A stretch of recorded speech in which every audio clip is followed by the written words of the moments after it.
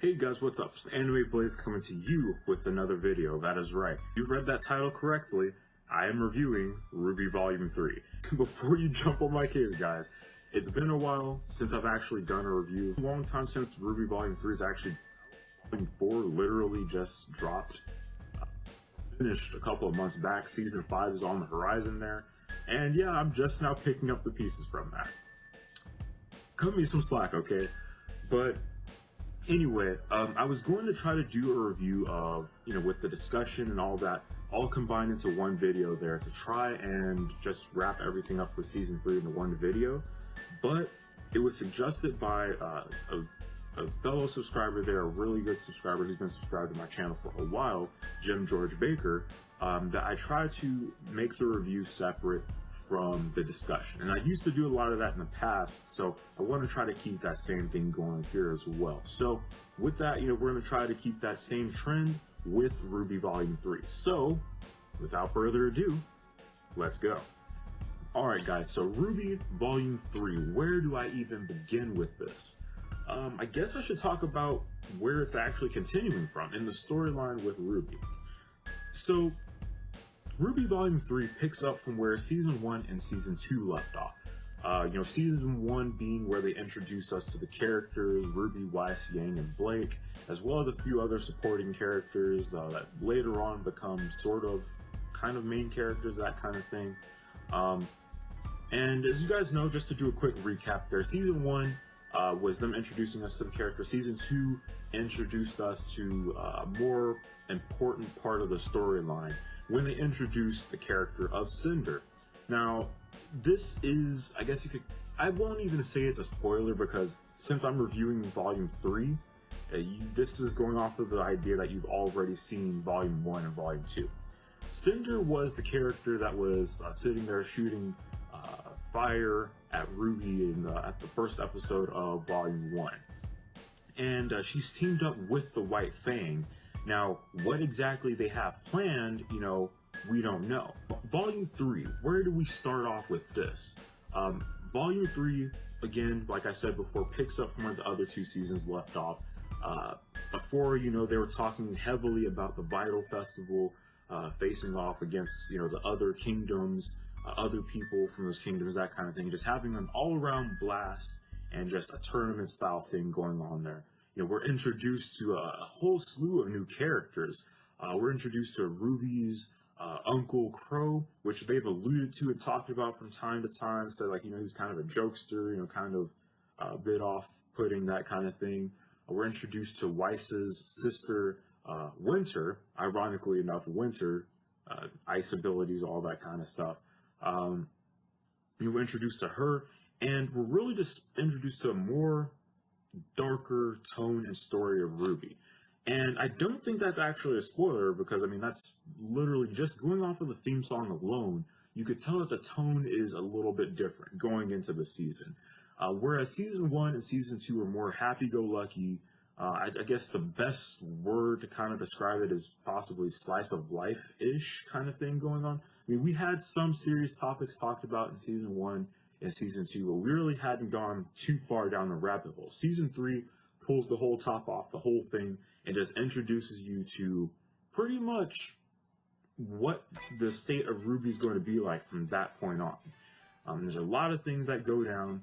There's a lot of plot twists, a lot of things that you don't really see or really expect to happen. You kind of do, but then again, it's the way that they put it and they introduce it to you and show it to you that really hooks you in there. It really just makes you say, okay, this is what I stayed in touch with RWBY for. This is the reason why I stayed watching those first 1 to 2 seasons to get to this point. Because like I said, with some of my friends, I had some friends that have said, with Volume 1 and Volume 2 is kind of boring, kind of, a lot of stuff just kind of off-putting there. But eventually they came around to, like the characters, they liked the way that the story was told, and they've told me, Season 3 is the best, if not one of the best seasons of RWBY so far. And Season 4 is its own animal there. I'll talk about that in a completely different video in the future there. But just going off of that, in my own opinion, RWBY Volume 3 is probably my favorite season of RWBY, just because there were so many things that happened that just shifted the tone for the series in general, and just turned everything around. But for the animation for Volume 3, now going back to Season 1, RWBY Volume 1 and Volume 2 kind of had its issues with the animation, where things kind of seemed to be out of place. It just kind of seemed off. We had a bunch of background characters that were like shaded in, like a freaking, unlockable character in Mortal Kombat or some fighting game, to where, it just kind of seemed unusual to, like, there's this many students, but we only see like the main cast of characters, everyone else is just like shaded in. Just totally weird and hard to find, that kind of thing. To where Season 2 stepped up the game, picked it up a little bit more with a little more detail, not too many shaded issues with the characters in the background. They stepped their game up. But Season 3 was the pinnacle of the engine, that's, the epitome of the engine that they were using during the time for the previous 2 seasons. Everything, it seemed like almost all the issues that they were having with Season 1 and Season 2, they worked through most of them, to where Season 3, in my opinion, was dang near flawless, in the sense of most of the issues that you could obviously see with the other 2. The color scheme looks, I don't know, but to me it looked a little bit brighter, a little bit more vibrant. The dark colors looked darker, the bright colors looked brighter. Everything just looked richer, in the sense that, the color scheme. I'm not gonna go like, I'm not gonna act like I'm an animation buff or anything like that, or say that everything is perfect. But to me, the general audience, the general public of people who watch it and don't nitpick over animation, and they probably overlook it the first time around, unless somebody points it out, I think this animation in Season 3 was really, really good.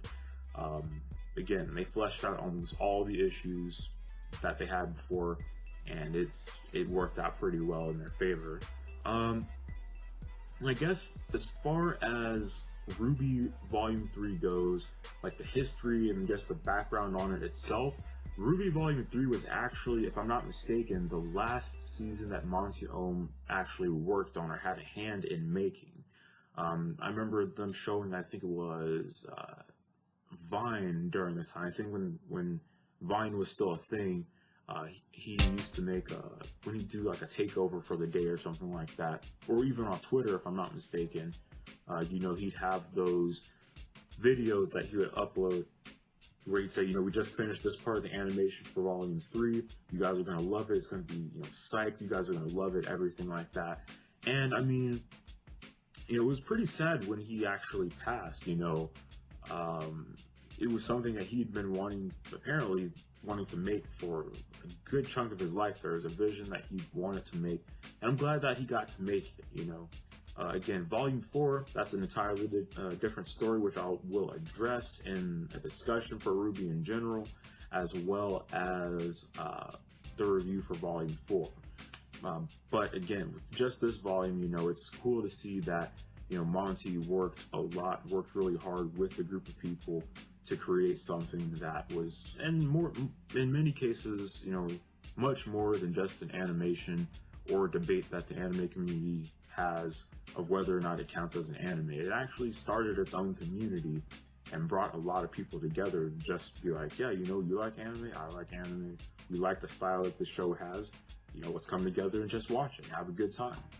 And it's really cool to see that he was able to do that, and it's still going strong today. So yeah, I mean, all in all, where would I give a ranking as far as RWBY Volume 3? Like, if I had to give it a number ranking, what number would I give it? Out of, I guess, 5 stars or something like that. I'd give it about a solid 4 or 4.5. Volume 2 is probably one of my least favorite seasons, but Volume 3 is definitely my personal favorite season there. A lot of stuff happened, a lot of things went down. We learned that the plot for what Cinder had planned, was a lot bigger than what we actually imagined. You know, it's not just the fact that you infiltrated the school to do this, that, and the other. It's a much bigger plot, much bigger idea, and it was a shocker, at least to me.